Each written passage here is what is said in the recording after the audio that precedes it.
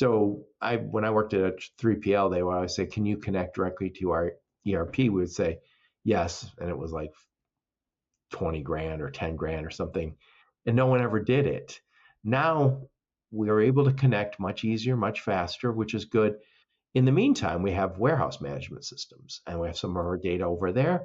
And then we have visibility platforms like MacroPoint and then we also have all sorts of systems that track and see if this is a reliable carrier. We just have all these different systems and all of our information in it. And I think the big shippers in the world, they want flow for their supply chain.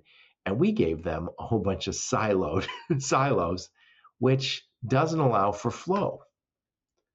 And I think now the whole industry is saying, how do we get to a place where I can see all my data in one place so I can actually make decisions without opening 16 screens?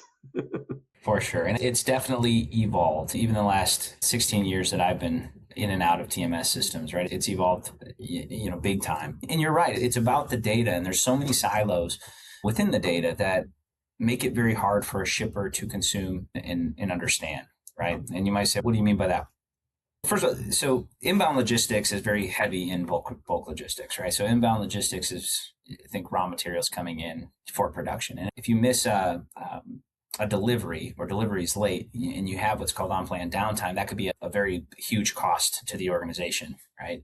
And those are things that from a macro level, people understand pretty well, but from a micro level, how is it managed? You'd be alarmed at how many companies, big companies, have unplanned downtime in each year or every other year, right? It's actually quite an alarming number.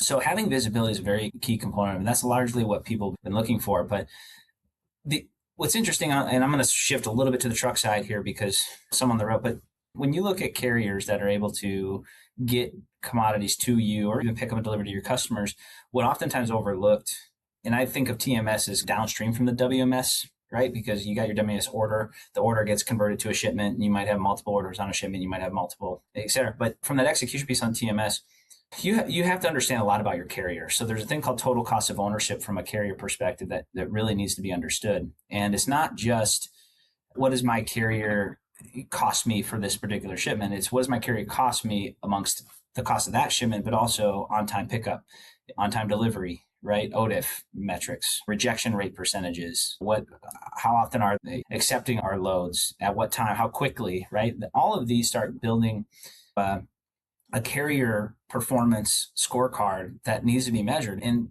prior to even most recently with the use of AI and with everything that's coming in purview there, it was very hard for a shipper to understand all of those metrics, right?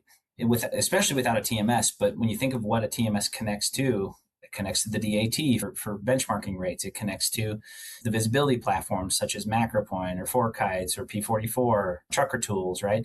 And so holistically, you've got to have all of these different data points coming in to help you make a decision based on what is the total cost of ownership for a specific carrier. And I think that's what shippers have been hungry for a long time, and we're finally starting to get there. Yep.